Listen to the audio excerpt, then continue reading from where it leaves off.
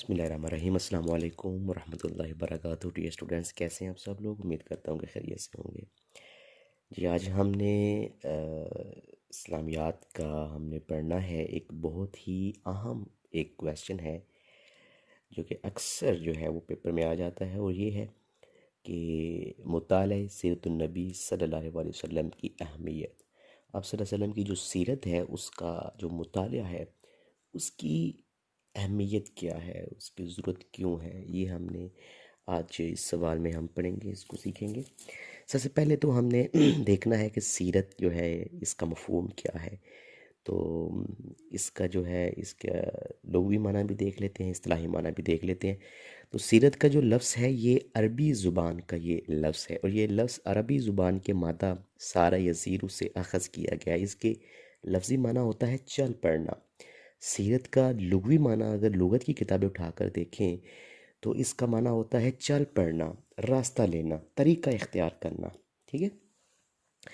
तो इस्लामी इस्तिलाह में अगर इससे मुराद लिया जाए, जब लफ्ज़ सीरत जो है वो इस्लामी इस्तिलाह में आ जाए, तो इससे मुराद ये होता है कि रसूल करीम सल्लल्लाहु अलैहि वसल्लम के अक़वाल, आपके अफ़आल यानी आपकी हयात तय्यबा है।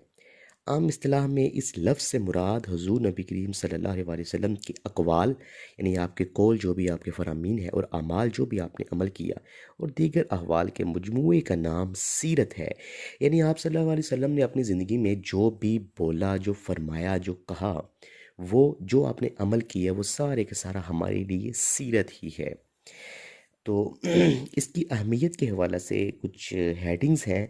आप लोगों ने कोशिश करनी है कि उन हेडिंग्स को अच्छे तरीके से याद कर लेना है। उन हेडिंग्स के नीचे फिर आपने उन्हीं के मुताबिक डिटेल से लिखना है। तो इसकी कुछ हेडिंग्स हैं। तो सबसे पहली जो हेडिंग है वो ये है कि शरीयत का बुनियादी माखज़।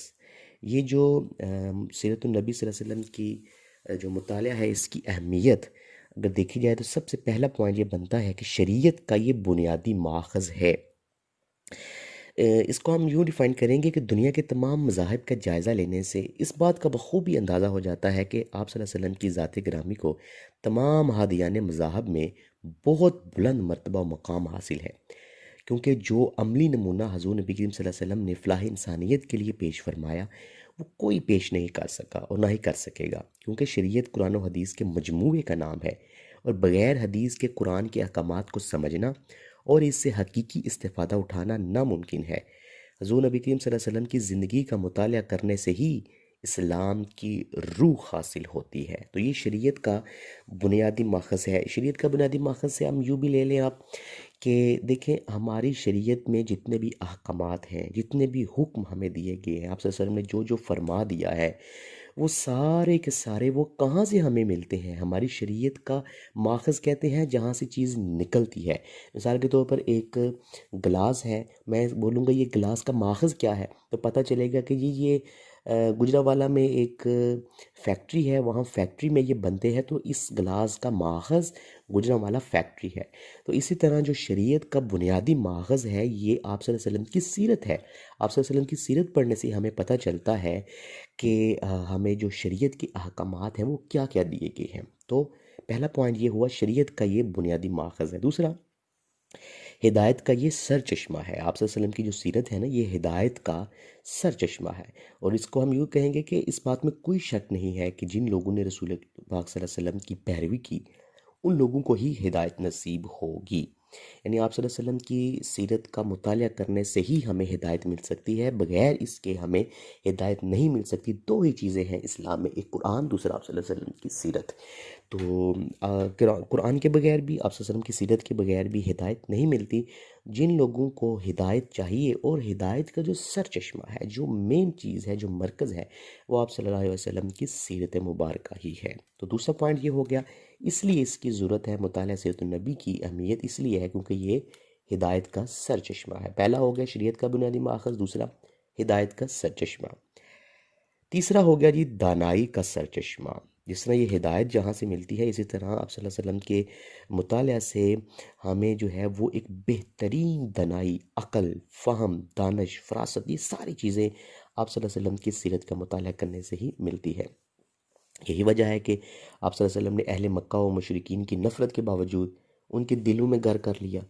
क्योंकि अल्लाह की ज़ात अक़दस ने जो राज हज़ूर नबी करीम सल्लल्लाहु अलैहि वसल्लम पर अयां कर दिए थे, उससे हज़ूर नबी करीम सल्लल्लाहु अलैहि वसल्लम के लिए आसान हो गया कि वो अहले अरब को हिकमत व दानाई से दावत दीन देने लगे और अल्लाह की आयतें उनको सुनाने लगे। वैसे भी आप सल्लल्लाहु अलैहि वसल्लम जो हैं वो, उनके बारे में कुरान पाक में भी आता है, वयुअल्लिमुकुमुल किताब वल हिकमा, यानी हमने आप सल्लल्लाहु अलैहि वसल्लम को किताब और हिकमत की तालीम दी है। यही दनाई और हिकमत आप सल्लल्लाहु अलैहि वसल्लम ने सहाबा में बांटी। वो हज़रत अबू हुरैरा वाला वाक़या कि हज़रत अबू हुरैरा रज़ी अल्लाह तआला अन्हु ऐसे सहाबी थे जिनको कोई बात याद नहीं रहती थी, जिनका हाफ़ज़ा बड़ा कमज़ोर था, जिनको कोई बात जहन में नहीं रहती थी, मेमोरी बहुत कमज़ोर थी। क्या किया, एक दिन आप सल्लल्लाहु अलैहि वसल्लम के पास तशरीफ़ ले गए और कहा कि या रसूलुल्लाह सल्लल्लाहु अलैहि वसल्लम, मुझे मेरा हाफ़ज़ा बड़ा कमज़ोर है, मुझे कुछ चीज़ याद नहीं रहती। तो आप सल्लल्लाहु अलैहि वसल्लम ने फिर उन्हें कहा कि अपना जो दामन है इसको फैलाएं। तो आपने हवा में हाथों को इस तरह करके तो आपकी गोद में वो चीज़ डाली और कहा कि आप अपने जिस्म पर इसको मान लें। तो वही अबू हुरैरा हैं जो तारीख़ गवाह है। आप जो भी हदीस पढ़ लें देखें, उससे पहले अक्सर अहादीस में हज़रत अबू हुरैरा का नाम आता है। सबसे ज़्यादा रवायत हदीस जिस शख्स ने की है वो हज़रत अबू हुरैरा रज़ी अल्लाह तआला अन्हु है। यानी हाफ़िज़े का ये आलम हो गया। तो हमें जो दनाई है, जो हिकमत है, ये आप सल्लल्लाहु अलैहि वसल्लम की सीरत से ही मिलती है। जी, चौथा है जी इताअत रसूल अकरम सल्लल्लाहु अलैहि वसल्लम की अहमियत। यानी आप सल्लल्लाहु अलैहि वसल्लम की सीरत का जब हम मुताला करेंगे तो आप सल्लल्लाहु अलैहि वसल्लम की इताअत जो है वो हम करना शुरू कर देंगे। और मतलब हमें पता चलेगा कि दीन इस्लाम में इताअत रसूल सल्लल्लाहु अलैहि वसल्लम को क्या अहमियत हासिल है। हमें ये भी पता चलेगा कि अल्लाह ने कुरान में आप सल्लल्लाहु अलैहि वसल्लम की ज़िंदगी को एक बेहतरीन नमूना करार दिया है। यानी जो कोई इस अमली नमूने के मुताबिक ज़िंदगी गुजारेगा, यकीनन अल्लाह रब्बुल इज़्ज़त उसके बदले में ज़रूर अच्छा अजर अता फ़रमाएगा। इरशाद रब्बानी है, लक़द कान लकुम फ़ी रसूलिल्लाहि उसवतुन हसना, यानी तहक़ीक़ तुम्हारे लिए रसूलुल्लाह सल्लल्लाहु अलैहि वसल्लम की ज़िंदगी में बेहतरीन नमूना है। तो इसका इकबाल ने भी इसी शेर की जो है वो तशरीह की थी कि मोहम्मद से वफ़ा तूने, तो हम तेरे हैं, ये जहाँ चीज़ है क्या लौह कलम तेरे हैं। सॉरी, ये इस शेर की तशरीह नहीं थी, ये कुल इन कुंतुम तुहिब्बुनल्लाह फत्तबिऊनी युहब्बिबकुमुल्लाह की तशरीह है। जी, पाँचवा पाँचवा इसमें हेडिंग ये आएगी कि मकसद हयात से वाकफियत। इंसान को अपनी ज़िंदगी का जो हयात का जो जीस्त का मकसद है वो पता चल जाता है। और हर बाशऊर इंसान अपनी ज़िंदगी का नस्बुल ऐन तलाश करता है, और हर इंसान को अपना मकसद हयात हासिल करने के लिए रसूल पाक सल्लल्लाहु अलैहि वसल्लम की तरफ रुजू करना होगा। क्योंकि अल्लाह ताला ने ये कायनात अपने हबीब सल्लल्लाहु अलैहि वसल्लम की खातिर बनाई, और अल्लाह भी यही चाहता है कि जो आप सल्लल्लाहु अलैहि वसल्लम की पैरवी की जाए, आप सल्लल्लाहु अलैहि वसल्लम की जो है वो इताअत की जाए। तो इसमें आएगा जी मकसद हयात से इंसान को वाक़िफ़ हो जाती है। छठा, ये अखलाकी इक़दार का फ़रोग़। जो इंसान है उसको जो अखलाकी इक़दार है, माशरे में रहने की जितनी भी चीज़ें हैं अखलाकी तौर पर, जो माशरे में हम रहते हैं, हमें उन चीज़ों की ज़रूरत होती है, वो आप सल्लल्लाहु अलैहि वसल्लम की सीरत का मुताला करने से ही मिलती है। कुरान की अमली तफसीर, कुरान में जिस तरह ज़िक्र हुआ है वाक़ईमुस्सलाह नमाज़ पढ़ें, ठीक है। अब उसकी जो अमली तफसीर है वो आप सल्लल्लाहु अलैहि वसल्लम की सीरत से हमें मिलती है कि नमाज़ किस तरह पढ़नी है, ज़ोहर की रकतें कितनी हैं, असर की रकतें कितनी हैं, फजर की रकतें कितनी हैं। ये सारी चीज़ें जो हैं, रोज़ा रखें, इसका तरीक़ाकार आप सल्लल्लाहु अलैहि वसल्लम की सीरत से पता चलेगा। ज़कात अदा करें, आप सल्लल्लाहु अलैहि वसल्लम की सीरत से पता चलेगा। हज अदा करें, आप सल्लल्लाहु अलैहि वसल्लम की, ये कुरान का अमली तफसीर है। कुरान ने तो हमें क्या है जी, ये काम करें, अब उसका अमली जो तफसीर है वो आप सल्लल्लाहु अलैहि वसल्लम की सीरत ही है। तो आठवां, रहमत का हुसूल। आप सल्लल्लाहु अलैहि वसल्लम की सीरत पर अगर मुताला किया जाए या अमल किया जाए तो अल्लाह की रहमत जो है वो इंसानों पर बसना शुरू हो जाए। क्योंकि अल्लाह ताला ने खुद फरमाया, अतीउल्लाह व रसूल लअल्लकुम तुरहमून, ये तुम अल्लाह उसके रसूल की जब इताअत करोगे ना, तो इसका क्या होगा, लअल्लकुम तुरहमून, ताकि तुम पर रहम किया जाए। तुम ये काम किया करो ताकि तुम पर रहम किया जाए। तो नामा है जी जन्नत की ज़मानत। तो जब इंसान जो है वो आप सल्लल्लाहु अलैहि वसल्लम की सीरत के जो मुताला है उसको अपनाएगा, आप सल्लल्लाहु अलैहि वसल्लम की सीरत के ऊपर उसको फॉलो करेगा, उसकी पैरवी करेगा, तो फिर जन्नत की ज़मानत जो है वो ज़ाहिरी बात है वो ज़रूर मिलेगी। क्योंकि आप सल्लल्लाहु अलैहि वसल्लम ने फरमाया था कि वो उक़बा सानी के मौका पर यसरब से जो लोग आप सल्लल्लाहु अलैहि वसल्लम के हाथ पर बैत करने आए थे, उन लोगों से भी कुछ शराइत जो तलब की गई कि अगर वो इन सब बातों को हुज़ूर सल्लल्लाहु अलैहि वसल्लम के लिए मान ले तो आप सल्लल्लाहु अलैहि वसल्लम उनकी बैत को कबूल फरमा लेंगे। तो यसरब से आने वाले लोगों ने कहा कि रसूल पाक सल्लल्लाहु अलैहि वसल्लम, अगर हम इन सब शराइत को मान लें तो हमें बदले में क्या मिलेगा? तो आप सल्लल्लाहु अलैहि वसल्लम ने फरमाया, जन्नत मिलेगी। ठीक है, यानी आप सल्लल्लाहु अलैहि वसल्लम की वो इताअत अगर करेंगे तो फिर जन्नत मिलेगी।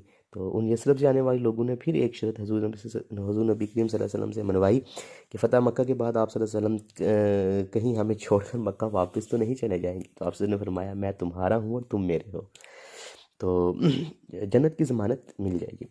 10वां है जी ज़रिया मोहब्बत इलाही। अगर हम रसूल पाक सल्लल्लाहु अलैहि वसल्लम की सीरत का मुताला करेंगे, अपनाएंगे, तो ये अल्लाह की मोहब्बत का ज़रिया है। जिस तरह कुरान पाक में भी है, कुल इन कुंतुम तुहिब्बुनल्लाह फत्तबिऊनी युहब्बिबकुमुल्लाह।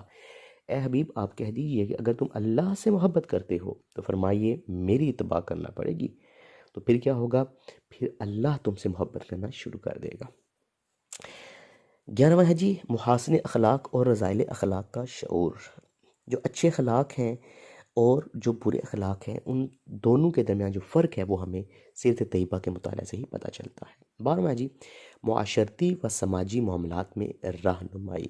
हमारे जितने भी माशरती और हमारे जो मुआशरे में जो समाजी जो हमारे मामलात होते हैं, इस तरह के अदल इंसाफ हो गया, ख़ुव्वत होगी, मसावात, रवादारी, जान-निसारी, मानत, दयानत, जैसे ये जितनी भी चीज़ें हो गई हैं, बड़ों के साथ किस तरह रहना है, छोटों के साथ क्या मामलात करना है, वालिदैन के क्या हुकूक हैं, पड़ोसियों के क्या हुकूक हैं, उस्ताद के साथ कैसा बिहेवियर करना है, स्टूडेंट के साथ कैसे रहना है, तो ये सारी चीज़ें, अपनी वाइफ के साथ कैसे बर्ताव करना है, बच्चों के साथ कैसे रहना है, कैसे खिलाना है, कैसे कमाना है, कैसे आना जाना है, ये सारे मामलात हमें जो है वो आप सल्लल्लाहु अलैहि वसल्लम की सीरत का मुताला करने से ही मिलता है। दीन इस्लाम की इशाअत का तरीका। अगर हम दीन इस्लाम को फैलाना चाहेंगे तो आप सल्लल्लाहु अलैहि वसल्लम की सीरत का मुताला करके ये पता चलेगा कि आप सल्लल्लाहु अलैहि वसल्लम ने किस तरीका को अपना कर लोगों के साथ तबलीग की, इस्लाम को फैलाया, किस तरह का अखलाक अपनाया, किस तरह की गुफ्तगू करते थे, किस तरह का आपका जो है लहजा था। ये सारी चीज़ें हमें आप सल्लल्लाहु अलैहि वसल्लम की सीरत से ही मिलेंगी। तो ये चंद पॉइंट थे। तो आप लोगों ने इन पॉइंट्स को लिख लेना है एक सफ़े के ऊपर डेट लिख लेनी है, ताकि जो जब पेपर आपके आएँ तो पेपरों के दिनों में आप इन हेडिंग्स को कम से कम अच्छे तरीके से याद रखें और इसके बाद इनके नीचे इनके मुताबिक डिटेल से लिखें। जी उम्मीद करता हूँ कि आप लोगों को आज का लेक्चर समझ आया होगा। अल्लाह पाक हम सब का निगहबान हो। अस्सलाम वालेकुम वरहमतुल्लाहि वबरकातुहू।